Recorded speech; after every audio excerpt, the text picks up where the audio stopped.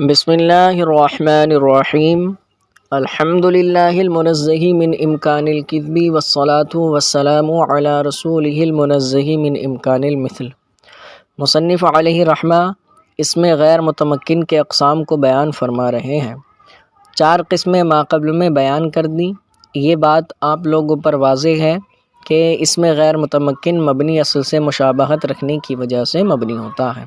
تو اس میں غیر متمکن کی 8 قسمیں تھیں۔ 8 قسموں میں سے 5ویں قسم کو بیان کرتے ہوئے فرماتے ہیں پنجم اسماء اصوات۔ 5ویں قسم ہے اسماء اصوات، چوں جیسے اوہ اوہ اف بخا نخا غوق، تو یہ مثال میں بیان فرمائے گئے کچھ اسم صوت۔ اب تھوڑا سا جان لیتے ہیں کہ اسماء اصوات کہتے کسے ہیں۔ تو اسماء یہ اسم کی جمع ہے اور اصوات یہ صوت کی جمع ہے۔ اسم صوت وہ لفظ ہوتا ہے جو کسی عارضی امر کی وجہ سے انسان کی زبان سے طبعی طور پر نکلے، یعنی انسان پر جو امور عارض ہوتے ہیں ان میں سے کسی کی وجہ سے انسان کی زبان سے جو الفاظ نکلتے ہیں، کوئی لفظ نکلتا ہے تو اس کو اسم صوت کہتے ہیں۔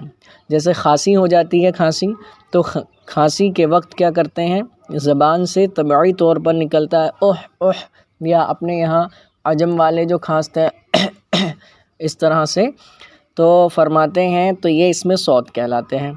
اور یا تکلیف کراہت کے وقت زبان سے نکلے اف، یا خوشی کے وقت زبان سے نکلے بخ بخے بخن وغیرہ، یا جو ہے کسی حیوان کو آواز دی جائے جس لفظ کے ذریعے تو اس کو بھی اسم صوت کہتے ہیں۔ جیسے اپنے عجم میں ہند و پاک میں جانور کو بلانے کے لیے آہ آہ آہ اس طرح کی آوازیں نکالی جاتی ہیں، یا جس علاقے میں جو بھی جانور کو آواز دینے کے لیے آوازیں نکالتے ہیں تو یہ اسم صوت کہلاتے ہیں۔ یا کسی کی آواز کی حکایت کی جائے جس سے، جیسے عرب میں کوے کی آواز کی حکایت کرتے ہیں غوق، ہمارے یہاں کائیں کائیں، یا کتے کی یا شیر کی، جس کی بھی آواز کی حکایت کی جائے تو فرماتے ہیں یہ جو ہیں تمام کے تمام اسماء اصوات کہلاتے ہیں۔ یہ مختصر سی جانکاری ہے اسماء اصوات کے تعلق سے، باقی انشاءاللہ تعالی جب آپ اگلی کتابوں میں، بڑی کتابوں میں پہنچیں گے تو وہاں آپ کو تفصیل مل جائے گی۔ آگے فرماتے ہیں ششم اسماء ظروف، 6ٹھی قسم ہے اس میں غیر متمکن کی اسماء ظروف۔ تو اسماء ظروف یہ بھی مبنی اصل سے مشابہت رکھنے کی وجہ سے مبنی ہوتے ہیں۔ تو آپ جانتے ہیں کہ ظرف 2 طرح کا ہوتا ہے، ظرف زمان، ظرف مکان۔ جو زمانے پر دلالت کرے اس کو ظرف زمان کہتے ہیں، اور جو مکان پر دلالت کرے وہ اس کو ظرف مکان کہتے ہیں۔ اب یہاں جو ظرف ہے اس کی 2 قسمیں ہیں۔ ایک قسم کے بارے میں آپ نے میزان میں پڑھ لیا کہ اس میں ظرف بنانے کا طریقہ اور اس کے تعلق سے، کہ ایک اس میں ظرف وہ ہوتا ہے جو کسی خاص فعل کے زمان یا مکان پر دلالت کرے۔ جیسے آپ نے کہا مضرب، تو مضرب کا معنی ہے مارنے کی جگہ یا مارنے کا وقت۔ تو یہ جو مضرب ہے یہ خاص فعل کے زمان اور مکان پر دلالت کر رہا ہے۔ اور بعض اسماء ظروف ایسے ہوتے ہیں جو خاص فعل کے زمان یا مکان پر دلالت نہیں کرتے بلکہ مطلقاً زمانہ یا مکان پر دلالت کرتے ہیں۔ مثلاً آپ نے کہا فوق، تو فوق نے مطلقاً بالا کو بیان کیا، بلندی کو بیان کیا۔ آپ نے کہا تحت، آپ نے کہا قبل، آپ نے کہا بعد، تو انہوں نے کسی خاص فعل کے معنی، کسی خاص فعل کے زمان یا مکان کو نہیں بتایا بلکہ مطلقاً مکان اور زمان کو یہ بتاتے ہیں۔ تو فرماتے ہیں تو اسماء ظروف 2 طرح کے ہو گئے، ایک وہ جو خاص فعل کے زمان یا مکان پر دلالت کریں، اور بعض وہ ہو گئے جو خاص فعل کے زمان یا مکان پر دلالت نہ کریں بلکہ مطلقاً زمان یا مکان پر دلالت کریں۔ تو پہلی والی جو قسم ہے وہ اسماء ظروف جو خاص فعل کے زمان یا مکان پر دلالت کرتے ہیں تو وہ مبنی نہیں ہوتے، اور جو مطلقاً زمان یا مکان پر دلالت کرتے ہیں وہ مبنی ہوتے ہیں۔ تو یہاں انہی کا بیان ہے جو خاص فعل کے زمان یا مکان پر دلالت نہیں کرتے۔ فرماتے ہیں ظروف زمان، اور اس بات کو ذہن میں رکھیے گا اس لیے کہ ابھی آپ کی ابتدا ہے، بات مشکل نہیں ہونی چاہیے، مختصر ہو اور آسان ہو، یہی ہماری کوشش رہے گی۔ تو فرماتے ہیں تو ظرف جو ہے 2 طرح کا ہوتا ہے، ظرف زمان اور ظرف مکان۔ جو زمانے پر دلالت کرے اس کو ظرف زمان کہتے ہیں، اور جو مکان پر دلالت کرے اس کو ظرف مکان کہتے ہیں۔ پہلے ظروف زمان کو بیان کریں گے، پھر ظروف مکان کو بیان کریں گے۔ فرماتے ہیں ظروف زمان چو جیسے از، تو پہلا ہے از، تو اذ جو ہے یہ بھی مبنی ہوتا ہے سکون پر، اور یہ زمانے ماضی کے لیے آتا ہے، یعنی ماضی میں فعل کے زمانے کو بتانے کے لیے اس کا استعمال کیا جاتا ہے۔ مثال دیکھ لیجئے، جیسے کہا ضرب زید خالدا اذ عمرو نائم، ضرب زید خالدا اذ عمرو نائم، کہ زید نے خالد کو مارا جب کہ عمر سو رہا تھا۔ تو یہاں اذ نے زمانہ بیان کیا زید کے خالد کو مارنے کا، اور یہ زمانہ ماضی ہے، کیا کہ زید نے خالد کو مارا جب کہ عمر سو رہا تھا۔ سمجھ گیا نا بیٹا؟ تو اذ نے جو ظرف زمان ہے زمانہ ماضی کو بیان کیا۔ دوسرا ظرف ہے اذا، تو اذا یہ بھی سکون پر مبنی ہوتا ہے، اور یہ زمانہ مستقبل کے لیے ہے، یعنی مستقبل میں فعل کے زمانے کو بتانے کے لیے آتا ہے۔ مثلا مثال دیکھ لیجئے کہ آتی کا اذا الشمس طالعۃ، آتی کا میں تیرے پاس آؤں گا، کب؟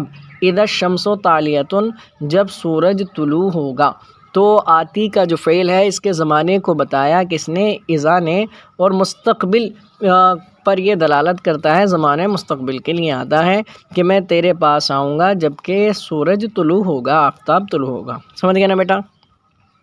اگلا ظرف ہے متا، تو متا یہ بھی اسم زمان ہے، یعنی یہ بھی فعل کے زمانے کو بتانے کے لیے آتا ہے، لیکن بطور استفہام استعمال ہوتا ہے، اور اس میں قید نہیں ہے، یہ ماضی اور مضارع دونوں پر داخل ہو جاتا ہے، اور دونوں زمانوں کے تعلق سے سوال کے لیے آتا ہے۔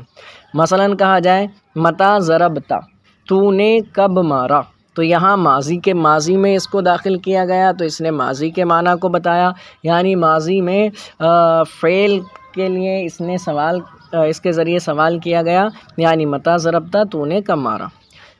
اگلی مثال مضارع والی، تو کہا متا تضرب، تو کب مارے گا، متا تضرب، تو کب مارے گا۔ تو یہ متا یہ بھی اسم زمان ہے، اور یہ بھی کیا ہوتا ہے؟ مبنی ہوتا ہے۔ اگلا بیان فرمایا مصنف علیہ الرحمٰن نے کیفا، تو کیفا یہ بھی اسم ظرف ہے، اور یہ بھی کیا ہوتا ہے؟ یہ فتح پر مبنی ہوتا ہے، اور یہ حالت دریافت کرنے کے لیے آتا ہے، یعنی حالت پوچھنے کے لیے آتا ہے۔ مثلا پوچھا جائے کہ کیفا یضرب زید، کیفا یضرب زیدن، یعنی زید کیسے مارتا ہے، مارنے کا یعنی کہ اس کے مارنے کی کیفیت کیسی ہوتی ہے۔ تو فرماتے ہیں کیفا یضرب زید میں، اب یہاں پر جو کیفا ہے تو یہ ہے تو کیا ہے؟ اسم ظرف ہے، اور جو ہے یہ کس کے لیے آتا ہے؟ کیفیت کو اس کو حالت کو دریافت کرنے کے لیے آتا ہے۔ تو فرماتے ہیں اس ترکیب میں جب کہ یہ حالت دریافت کرنے کے لیے آئے، فعل کے ساتھ آئے، تو فرماتے ہیں یہ حال کی بنا پر منصوب ہوتا ہے، یعنی حال بنتا ہے۔ ابھی آپ لوگوں کے لیے یہ مشکل ہوگا، انشاءاللہ تعالی آگے جا کے آپ پر یہ سب آسان ہو جائے گا، ابھی آپ اس کو یاد کریں اچھے سے۔ آگے دوسری مثال، جیسے کہ عام طور پر مبتدی طلبہ بھی استعمال کرتے ہیں، پوچھا جائے کیفا انتا، کیفا زید وغیرہ ذالک، تو فرماتے ہیں اس کا کیا ہوتا ہے؟ کیفا زید، زید کیسا ہے، زید یعنی زید کی حالت کیسی ہے، تندرست ہے یا بیمار ہے۔ تو فرماتے ہیں جب یہ اسم کے ساتھ آیا ہے تو اس صورت میں یہ مرفوع ہوتا ہے محلاً، کیا ہوتا ہے؟ خبر کی بنا پر، کہ یہ خبر ہے، خبر مقدم ہے، اس وجہ سے یہ کیا ہوتا ہے؟ مرفوع ہوتا ہے۔ تو کیفا کے بارے میں آپ نے جان لیا۔ آگے فرماتے ہیں اور جو ہے اگلا کیا ہے؟ ایانہ ہے۔ تو یہ یاد رکھیں کیفا کے بارے میں کہ کیفا کیا ہوتا ہے بیٹا، کہ یا تو حال بنتا ہے یا پھر خبر مقدم ہو جاتا ہے، اس کے علاوہ دوسری چیزیں بھی آپ کو ملیں گی انشاءاللہ بڑی کتابوں میں۔ آگے فرماتے ہیں اور ایانہ ہے، تو ایانہ یہ بھی اسم ظرف ہے اور زمان کے لیے آتا ہے، اور یہ بھی مستقبل کے معنی کے لیے ہے، یعنی مستقبل میں فعل کے زمانے کو بتانے کے لیے آتا ہے۔ فرماتے ہیں یہ بھی فتح پر مبنی ہوتا ہے، جیسے پوچھا جائے کہ ایانہ یوم الدین، ایانہ یوم الدین، جزا کا دن کب ہوگا۔ استعمال آگے بتا دیں گے ان کا کہ کس طرح سے کب کون سے کا استعمال کرنا ہے۔ تو فرماتے ہیں ایانہ کے بارے میں آپ نے جان لیا۔ اگلا اسم ظرف ہے امسی، تو امسی کے بارے میں آپ جانتے ہیں یہ گزشتہ کل کو بتانے کے لیے آتا ہے، جیسے یہ بھی اسم ظرف ہے اور کس کے لیے آتا ہے؟ زمانہ ماضی، یعنی گزشتہ کل کو بتانے کے لیے آتا ہے، اور یہ کسرے پر مبنی ہے۔ جیسے جانی زیدن، جانی زیدن ہم سے میرے پاس زید کل آیا یعنی گزشتہ کل آیا۔ اگلے اس میں ظرف کیا ہیں؟ مز اور منذو ہیں، مز اور منذو، یہ بھی اس میں ظرف ہوتے ہیں، زمان کے لیے آتے ہیں۔ اب ان کا کیا معاملہ ہے، ان کا استعمال کہاں کیا جائے گا؟ فرماتے ہیں یہ دونوں جو ہیں کیا ہوتے ہیں، پہلا والا یعنی مز یہ سکون پر مبنی ہے اور منذو یہ ضم پر مبنی ہے۔ تو اب ان کا کیا معاملہ ہے؟ فرماتے ہیں یہ جو ہے یہ فعل متقدم یعنی ان سے پہلے جو فعل آ رہا ہے اس کی اول مدت کو بیان کرنے کے لیے آتے ہیں، یعنی جو ان سے پہلے فعل ہے اس کی ابتدائی مدت کیا ہے اس کو بیان کرنے کے لیے آتے ہیں، اول مدت کو۔ جیسے ہم کہیں کہ ما رأیتہ مز یا منذ یوم الجمعہ، کہ میں نے اس کو جمعے کے دن سے نہیں دیکھا۔ تو ما رأیتو جو فعل ہے، ما رأیتو جو فعل ہے، اس فعل کی اول مدت کیا ہے؟ فرماتے یہ بیان کیا مز اور منذ نے، یعنی وہ یوم جمعہ ہے، یعنی جمعے کے دن سے نہیں دیکھا، جمعے کے دن سے پہلے دیکھا ہو تو دیکھا ہو۔ تو فرماتے ہیں یہ کس کے لیے آیا؟ فعل متقدم کے اول مدت کو بیان کرنے کے لیے۔ آگے فرماتے ہیں اگلا والا جو اس میں ظرف ہے وہ ہے قطو، تو یہ کیا ہوتا ہے؟ یہ ضم پر مبنی ہوتا ہے اور یہ ماضی منفی کے لیے آتا ہے۔ کس کے لیے آتا ہے؟ قطو ماضی منفی کے لیے، یعنی یہ بیان کرنے کے لیے آتا ہے کہ فعل ماضی میں گزشتہ تمام زمانوں میں منفی ہے، فعل ماضی گزشتہ تمام زمانوں میں منفی ہے، یعنی جتنے بھی زمانے گزر گئے ان میں جو فعل بیان کیا جا رہا ہے کسی میں وہ فعل نہیں پایا گیا۔ مثلا مثال کے طور پر ما ضربتہ قطو، ما ضربتہ قطو، اس کا معنی میں نے اس کو کبھی نہیں مارا، کبھی بھی نہیں مارا، یعنی جتنے بھی زمانے گزر گئے تمام زمانوں میں یہ جو فعل ہے وہ منفی ہے۔ سمجھ گئے نا بیٹا؟ تو قطو آتا ہے زمانے ماضی میں منفی کے لیے، بالکل پورے زمانوں کو محیط ہوتا ہے، سب کو گھیر لیتا ہے، ان میں نفی کے لیے آتا ہے۔ اگلا اس میں ظرف ہے اوزو، اوزو یہ فعل مستقبل کی منفی کے لیے آتا ہے، اس کی نفی کے لیے آتا ہے، یعنی یہ بیان کرنے کے لیے کہ آنے والے جتنے بھی تمام زمانے ہیں اس میں یہ جو فعل ہے وہ منفی ہی رہے گا۔ مثلا کہا جائے لا اضربہ اوزو، لا اضربہ اوزو، میں اس کو کبھی نہیں ماروں گا، کبھی بھی اس کو نہیں ماروں گا۔ تو یہاں پر جو اوزو ہے اس نے آنے والے تمام زمانوں میں فعل کی نفی کر دی اور اس کی نفی کو بیان کرنے کے لیے آیا ہے۔ آگے فرماتے ہیں اس کے بعد ہے قبلو اور بعدو، تو یہ جو قبل اور بعد ہے یہ بھی اس میں ظرف ہے اور یہ بھی کس کو بتانے کے لیے آتے ہیں؟ زمان کو بتانے کے لیے آتے ہیں۔ تو فرماتے ہیں ان کا استعمال آپ جانتے ہیں، قبل کا معنی آتا ہے پہلے اور بعد کا معنی آتا ہے بعد میں۔ تو اب یہ دونوں بھی کیا ہوتے ہیں؟ مبنی ہوتے ہیں، لیکن ان میں مبنی ہونے کی ایک شرط ہے، وہ شرط کیا ہے کہ مضاف الیہ عبارت سے حذف کر دیا جائے، کہ قبل اور بعد جو ہے نا ان کا جو مضاف الیہ ہے تو ان کا مضاف الیہ لفظوں میں ذکر نہ ہو بلکہ عبارت سے حذف کر دیا جائے اور معنی اس کے مراد ہو۔ اگر جو ہے لفظوں میں وہ ذکر کر دیا گیا ہے اور تو اس صورت میں یہ مبنی نہیں ہوتے، یا جو ہے بالکل ہی نسیہ منسیہ ہو جائے تب بھی یہ مبنی نہیں ہوتے، بلکہ مضاف الیہ عبارت سے صرف عبارت سے حذف کر دیا جائے اور اس کے معنی مراد ہوں تو قبلو اور بعدو یہ دونوں کیا ہوں گے؟ مبنی ہوں گے۔ تو یہاں ظروف زمان کی بات مکمل ہوئی۔